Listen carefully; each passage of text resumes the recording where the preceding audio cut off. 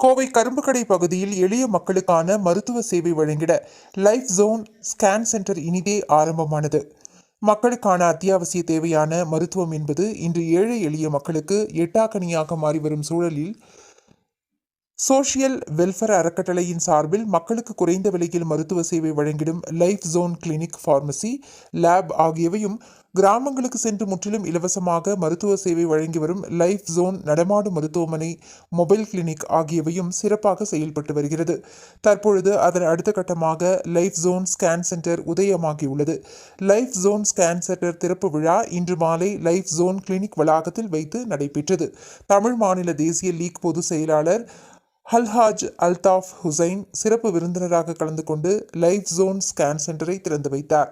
திறப்பு விழாவின் ஆரம்பமாக சோஷியல் வெல்ஃபேர் அறக்கட்டளையின் பொதுச் செயலாளர் PS உமர் ஃபாரூக் தலைமை உரையாற்றினார். தொடர்ந்து தமிழ் மாநில தேசிய லீக் பொதுச் செயலாளர் அல்ஹாஜ் திருப்பூர் அல்தாஃப் வாழ்த்துரை வழங்கினார். தொடர்ந்து Alhaj Tiruppur Altaf life zone scan centre லட்சியனை வெளியிட லைஃப் ஜோன் கிளினிக் தலைமை மருத்துவர் ஃபாத்திமுத்து நூரானியா பெற்றுக்கொண்டார்கள்.